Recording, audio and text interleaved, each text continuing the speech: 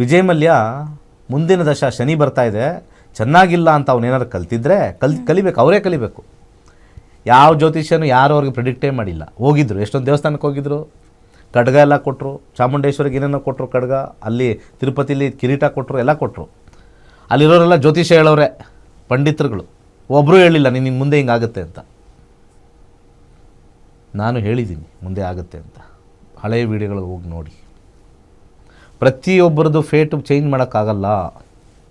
ಅದು ನಂದಾಗಿರ್ಬೋದು, ನಿಮ್ಮದಾಗಿರ್ಬೋದು.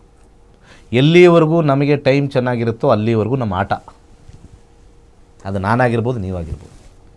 ಎಲ್ಲಿವರೆಗೂ ಟೈಮ್ ಮುಗೀತೋ ನಾನು ಕೆಳಗಿಳಿಲೇಬೇಕು.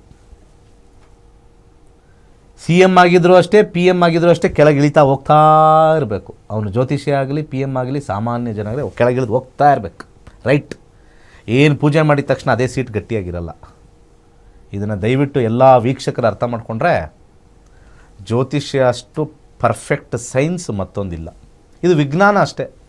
ಒಳ್ಳೆ ಟೈಮ್, ಕೆಟ್ಟ ಟೈಮ್ ಬರ್ತಕ್ಕಂಥದ್ದು. ಸೊ ಬೇರೆ ಜ್ಯೋತಿಷಕ್ಕೂ ನಮ್ಮ ಜ್ಯೋತಿಷಕ್ಕೂ ಒಂದೇ ವ್ಯತ್ಯಾಸ. ನಾವು ದೋಷಗಳು ಮಾತಾಡಲ್ಲ, ಜನಗಳಿಗೆ ಹ್ಯಾರಾಸ್ ಮಾಡಲ್ಲ, ಪೂಜೆ ಮಾಡು ಅಂತ ಹೇಳಲ್ಲ, ಸುಳ್ಳು ಭರವಸೆಗಳನ್ನ ಕೊಡಲ್ಲ, ಮಾಟಮಂತ್ರ ಆಗಿದೆ ಅಂತ ಸುಳ್ಳು ಹಬ್ಸೋದಿಲ್ಲ. ನಿಮ್ಮ ಹತ್ರ ಎಷ್ಟು, ಈಗ ಜ್ಯೋತಿಷ ಹತ್ರ ಹೋದರೆ ಅವನಿಗೆ ಬಿಸ್ನೆಸ್ ಅದು, ಇವನ ಹತ್ರ ಎಷ್ಟು ಕೀಳೋಣ ಅಂತಿರುತ್ತೆ.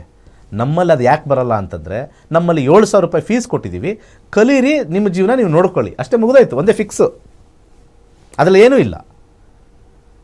ಒಂದು ಸತಿ ಕಲಿಸಾದ್ಮೇಲೆ ನಾನು ಅದರಲ್ಲಿ ಏನೋ ಸುಳ್ಳು ಹೇಳೋಕ್ಕಾಗತ್ತಾ? ಈಗ ನೀವುಗಳೆಲ್ಲ ಏನು ಮಾಡ್ತೀರಾ, ಯಾವನ ಹತ್ರ ಹೋಗ್ತಿರಲ್ಲ, ಓಕೆ, ಜ್ಯೋತಿಷಕ್ಕೆ ಯಾರಿಗೂ ಬೆಲೆ ಇಲ್ಲ ರೀ. ಟಿ ವಿಲೇ ಹಾಕೊಂಡು ರೂಪ್ತೀರಾ, ಏನಾದ್ರು ಪ್ರಾಬ್ಲಮ್ ಆದರೆ ನಿಮ್ಮ ಟಿ ವಿಯವರು ರೂಪ್ತಾರೆ. ನಾವೇನಾದ್ರು ಮಾಡಿದ್ರೆ ಟಿ ವಿಯಲ್ಲೇ ಹಾಕ್ತಾರೆ, ನಮ್ಮನ್ನೇ ಕರ್ಕೊಂಬಂದು ಟಿ ವಿಯವರು ರುಬ್ಬಿಡ್ತಾರೆ ಒಂದು ದಿವಸ. ಓಕೆ.